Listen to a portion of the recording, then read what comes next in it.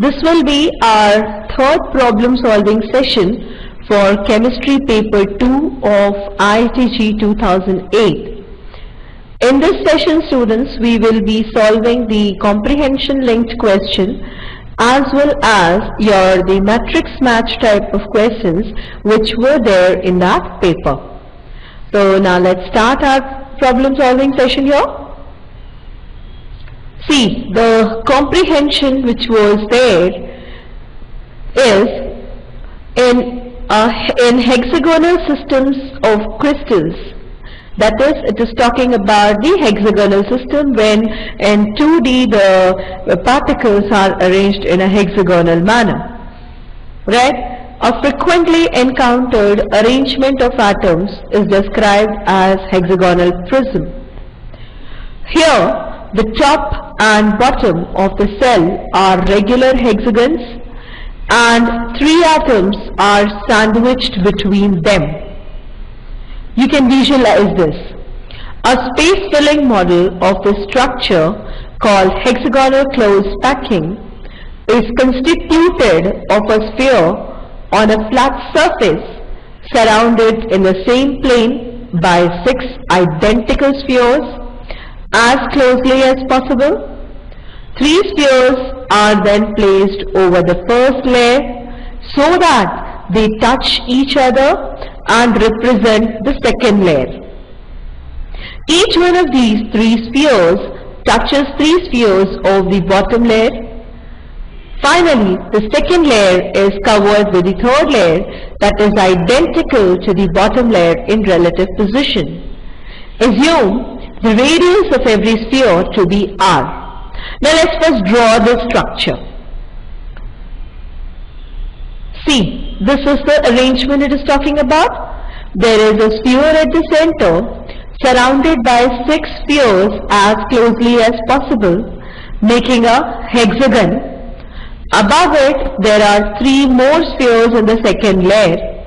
These 3 spheres touch the 3 spheres at the bottom layer.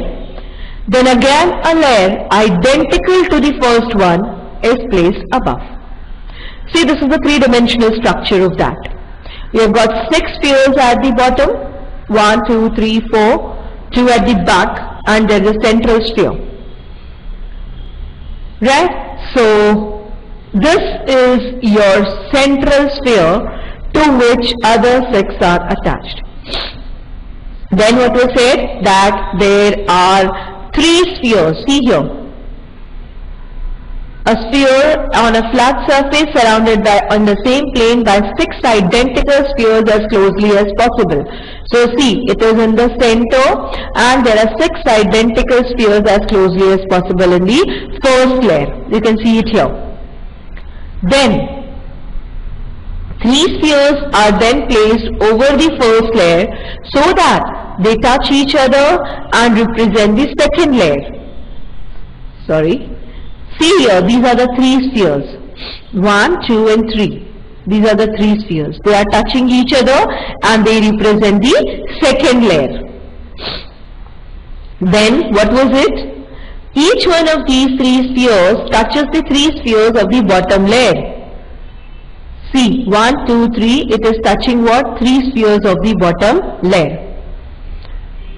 Then, finally, the second layer covered with the third layer, that is, second layer is covered with the third layer that is identical to the bottom layer in relative position. So, this is the first layer, this is the third layer which is covering the second one and it's identical.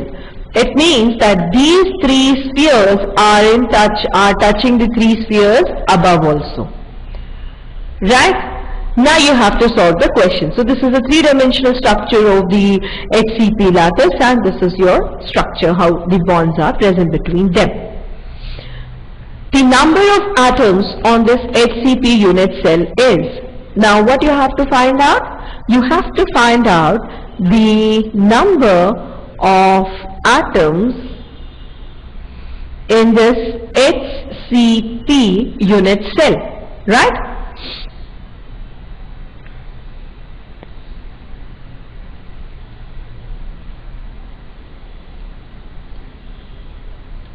How will you find out? See, there are 3 in between. So these 3 are not shared by any of the unit cells. So I can write it as 3 into 1. The contribution of these 3, each particle is 1. Now, there are 2 atoms at the center, one here and one here. So they will be shared by one another cube above and one another cube below. So they will be shared by 2 unit cells. So what can I do? I can write here as 2 into 1 by 2. That is, contribution of this particular atom will be 1 by 2. How? Because there will be one more cube above it. Fine. Now, we have got the particles at the edges of it, at the vertices of it. See, 1, 2, 3, 4, 5 and 6, 7, 8, 9, 10, 11 and 12.